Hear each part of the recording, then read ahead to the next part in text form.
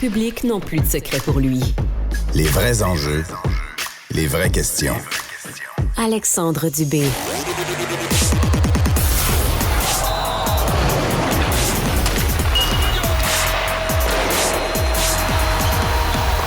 Les sports. Jean-Michel Bourque est chroniqueur sportif. Salut, bonjour. Hey, salut Jean-Michel. Salut, comment vas-tu? Ben, ça va très bien. Il y a de la fébrilité, hein? Les amateurs de hockey souvent encerclent cette date-là. C'est le coup d'envoi officiellement là, de la saison du Canadien. Ça commence avec le traditionnel tournoi de golf. T'en avais besoin de ta dose de Canadien. C'est comme plein de gens au Québec qui attendaient ça, une petite dose de Canadien. Ça fait tellement longtemps qu'on n'en a pas parlé. Non, mais oui, c'est vrai, effectivement, que ça commence habituellement avec le tournoi de golf. Puis c'est aujourd'hui là, qu'on va débuter ça, ce tournoi. Puis, tu sais, c'est un peu toujours les mêmes choses au tournoi de golf. C'est-à-dire que t'as plein de promesses qui sont rarement tenues. C'est un peu malheureusement le cas. Puis c'est un gros cirque. Moi, je me souviens, j'étais là plusieurs années pour la couverture de TVA Sport, notamment l'arrivée de Shea Weber, souviens-toi, il y a quelques années, en 2016, après cet échange avec Piquet Souban. Ça fait mal au bras parce qu'il y a du journaliste au pouce carré. T'as des médias anglophones qui sont là, t'as les médias francophones. Tous les joueurs y passent ou presque. Les entraîneurs, les coachs, les DG. Puis ce qu'on entend souvent, c'est toujours un peu la même chose. Je vais être meilleur que l'an dernier. On va se reprendre. On parle de séries éliminatoires. Il y a des courageux, des fois, qui vont dire les mots coupe et Stanley. Quoique je te dirais que depuis quelques années, on entend moins ça là, dans le tournoi de golf du Canadien. Je pense que la pilule de la reconstruction, on l'a pas mal fait avaler à tout le monde. On n'a pas dérogé du plan cet été chez le Tricolore parce que tu as eu pas beaucoup de nouveaux venus. On a échangé des vieux contrats, celui de Mike Hoffman, par exemple. On est allé chercher Alex Newhook, un jeune attaquant de 22 ans. C'est pas mal la grosse acquisition de Kent Hughes cet été. Puis j'ai l'impression que c'est lui, probablement, qui va retenir l'attention aujourd'hui, outre les gros canons, là, mettons les Caulfield, les Suzuki, Martin Saint-Louis. Mais faut pas se leurrer, Alexandre. Je sais pas si tes attentes sont hautes pour le Canadien cette année. Je vais tout de suite te rabaisser ça. Ça va être difficile, encore une fois. Tu sais, le Canadien est dans une des divisions les plus fortes de la Ligue. T'as le Lightning qui est là. T'as les Bruins qui sont là. T'as les Panthers qui se sont rendus en finale de la Coupe Stanley. T'as les Red Wings même qui commencent à être de mieux en mieux. T'as les Sénateurs. T'sais, on n'en parle pas beaucoup des Sénateurs, mais ça commence à être un bon club de hockey. Puis t'as le Canadien dans tout ça. T'sais, les trois premiers font les séries. Puis t'as deux équipes là, dans les wild cards qu'on appelle les équipes repêchées qui peuvent s'y glisser. Est-ce que le Canadien est meilleur que ces équipes-là? Je pense pas. L'impression que j'ai, c'est qu'on va être encore dans une année difficile pour le Tricolore. On verra. Mais j'ai l'impression que si tu veux qu'ils fassent les séries cette année, il va falloir que tu montes l'oratoire Saint-Joseph à genoux, une couple de fois aller-retour. Puis même là, je suis pas certain.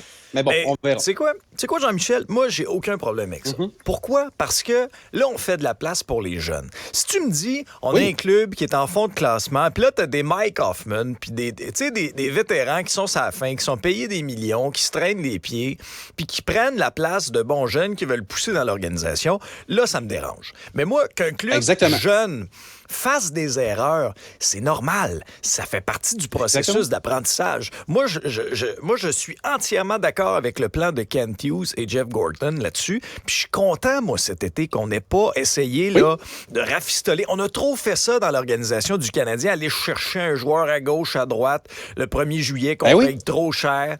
Ça suffit, mais là, il faut que les partisans...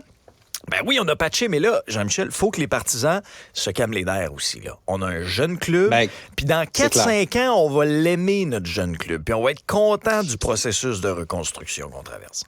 Sais-tu quoi, Alexandre? Tu regardes les dernières années, les équipes qui ont gagné la Coupe Stanley. C'est qui? C'est les Penguins de Pittsburgh qui ont bâti par le repêchage. C'est Nick Crosby, Evgeny Malkin, Chris Letang.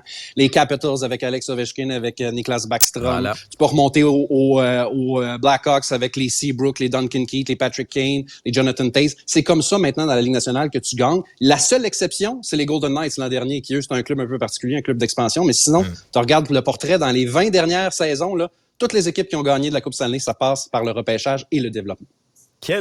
Au tennis, quelle victoire de Novak Djokovic. J'ai regardé le deuxième set. Écoute, les deux étaient nez à nez. C'était, le momentum allait d'un bord puis de l'autre. 24e titre pour le Joker, Jean-Michel. Ça égale ça le record de Margaret Court pour le plus grand nombre de titres, là, femmes et hommes confondus. Ça avait été réalisé dans les années 60-70. Puis la question que j'ai envie de te poser avec tout ça, Alexandre, est-ce qu'on est en train de dire que Djokovic est le GOAT, le greatest of all time, le meilleur de tous les temps? Parce que on a toujours parlé du Big Three avec évidemment Roger Federer et Rafael Nadal. Mais là, statistiquement parlant, il est en train de se détacher des deux. Puis tu vas me dire, Nadal est toujours blessé ces temps-ci, puis Federer est à la retraite. Alors c'est un peu normal que lui prenne le flambeau. Mais en même temps, Djokovic, il faut se rappeler qu'il a raté l'an dernier les internationaux des États-Unis. Il a raté ceux de Melbourne en raison de son statut vaccinal. Donc ses chiffres pourraient être encore plus gros. Puis déjà, il y a plusieurs tournois d'avance. 24 titres contre 22 pour Rafael Nadal et 20 pour Roger Federer. Moi, j'ai bien l'impression, dans l'histoire, on va jamais les dissocier, ces trois-là, puis ça va être le Big Three à tout jamais. Mais force est de constater que, statistiquement parlant, il est en train de se détacher de ces deux-là. Mais le hic pour Djokovic, ça va être toujours l'amour du public. J'ai l'impression que Roger Federer puis Rafael Nadal, tu t'attaques pas à ça. C'était des gentlemen du tennis. Ouais. Dans le cas de Federer, Rafael Nadal, lui, il pourrait revenir. C'est ça. C'est la contre. Même dans le tournoi, souviens-toi un peu plus tôt, en demi-finale, là, il a fait le fameux signe du téléphone que Ben Shelton, la jeune recrue qu'il affrontait, avait fait depuis le début du tournoi. C'était un peu un cinglant voulant lui dire « C'est moi le roi du tennis, tu t'attaques pas à moi », mais en même temps... J'ai aimé ça, moi, ça. J'ai aimé ça parce que l'autre, il était un peu cocky. Il était un peu arrogant. Tu te dis que Djokovic, il a raccroché le téléphone assez vite. Merci. Ah, c'est clair. Salut Jean-Michel. Salut, à bientôt. Bye.